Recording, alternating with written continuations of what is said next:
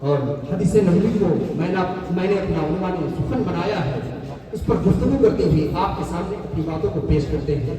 رفیقان ملت، اللہ تبارک و تعالیٰ نے انسان کو دنیا میں پیدا فرمایا اور اپنی پیاری لارے کتاب، جس کتاب کو سننا، پڑھنا، دیکھنا، حتیٰ کہ آنکھوں سے لگانا بھی عبادت ہے، اس کتاب کو اللہ تعالیٰ نے اپنے محبوب کے صدقے میں ہم گنہگار لوگوں کو عطا فرمایا۔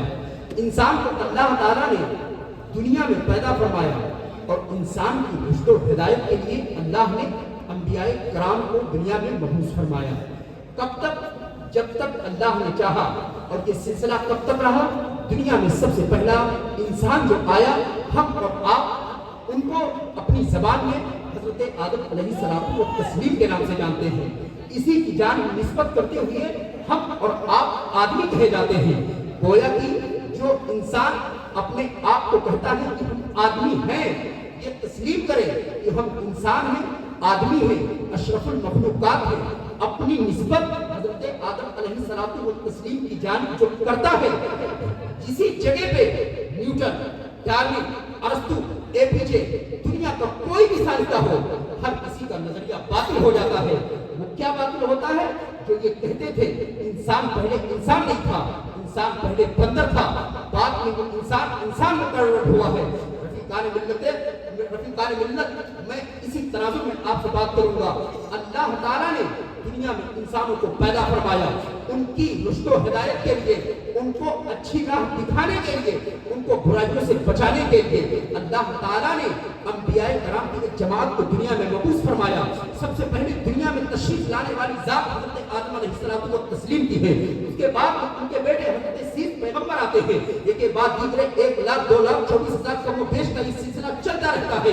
آخری مرحلے میں ساری کائنات کے مرکز عقیدت پیارے آقا علیہ الصلوۃ والسلام جناب محمد رسول اللہ صلی اللہ علیہ وسلم اس دنیا میں تشریف لے کر کے آتے ہیں۔ آپ زمانے میں تشریف لے کر کے آتے ہیں جب کفر و ضلالت اور گمراہی کا دورہ تھا، ظلم و بربریت کے پہاڑ لوگوں پہ توڑے جا رہے تھے۔ اب ہمارے ذہن میں ایک سوال اٹھتا ہے کہ اے میرے پروردگار عالم، اے خلاق کائنات، اے میرے خالق و مالک، جب تو نے حضرت آدم علیہ السلام و تسلیم کو پیدا فرمایا، جب تو نے سیس کو پیدا فرمایا، جب تو نے نوح کو پیدا فرمایا، جب تو نے عیسیٰ کو پیدا فرمایا، جب تو نے موسیٰ کو پیدا فرمایا، حتیٰ کہ 1,02,24,000 کم و بیش انبیاء رسول کو پیدا فرمایا، لیکن صرف اور صرف تو نے بتا دیا کہ میں نے انسانوں اور جناتوں کو پیدا کیا اپنی عبادت کے لیے۔ خود قرآن کی آیت کریمہ اس بات پر شاہد ہے، گواہی دے رہی ہے، وما خلقت الجن والانس الا لیعبدون، ہم نے جناتوں اور انسانوں کو اپنی عبادت کے لیے پیدا فرمایا۔ گویا انسان کو دنیا میں آنا اصل مقصد جو ہے اللہ کی عبادت کرنا ہے۔ رفیقان ملت، اللہ کے پیارے بندے 1,02,24,000 کم و بیش انبیاء رسول اس دنیا میں تشریف لے کر کے آئے، لیکن جب میرے مصطفیٰ کریم محمد رسول اللہ صلی اللہ علیہ وسلم تشریف لائے، آپ نے اپنی حدیث میں فرمایا انا خاتم النبیین لا نبی بعدی، میں آخری نبی ہوں، میرے بعد کوئی نبی نہیں ہوگا۔ اے میرے مصطفیٰ کریم صلی اللہ تعالیٰ علیہ وسلم، جب آپ آخری نبی ہیں، اللہ نے انسان کی رشد و ہدایت کے لیے انبیاء کو پیدا فرمایا، تب اب کون ہے جس کے دامن سے ہم وابستہ ہوں کہ رشد و ہدایت پائیں، جس کے دامن کو ہم تھامیں کہ ہم دنیا میں کامیاب و کامرا ہو؟ تو پروردگار عالم کے پیارے حبیب، ہم سب کے آقا، ساری کائنات کے مرکز عقیدت پیارے آقا علیہ السلام اپنی حدیث کے ذریعے ارشاد فرماتے ہیں العلماء ورثۃ الانبیاء، کہ اللہ نے انسان کی رشد و ہدایت کے لیے انبیاء کو پیدا فرمایا تاکہ انبیاء کرام انسان کی رشد و ہدایت کے لیے آئیں، لوگوں کو اچھی بات بتائیں، بری باتوں سے روکیں۔ لیکن جب انبیاء کرام کا دور ختم ہو گیا، اب صبح قیامت تک اگر کوئی رشد و ہدایت پا سکتا ہے، اگر کوئی کامیابی و کامرانی کی منزلیں طے کر سکتا ہے، تو اسے دو چیزوں کی ضرورت ہے، اسے دو جماعت سے وابستہ ہونے کی ضرورت ہے۔ پہلی بات تو یہ ہے اولیاء کرام کی دامن سے وابستہ ہو،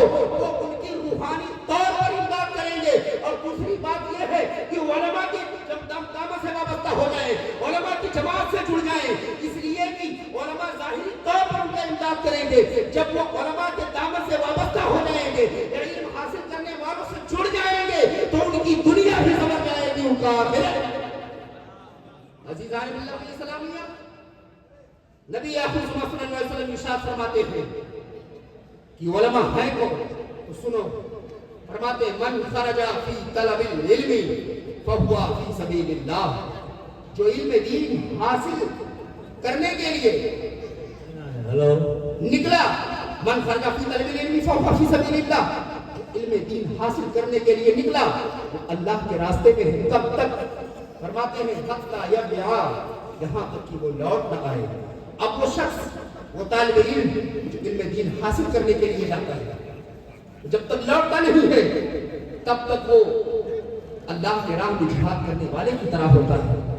یہی وہ طالب علم جب علم حاصل کرنے کے بعد عالم بنتا ہے، حافظ بنتا ہے، قاری بنتا ہے، مفتی بنتا ہے، تب اب یہی قوم کے لیے سرمایہ ہوا کرتا ہے۔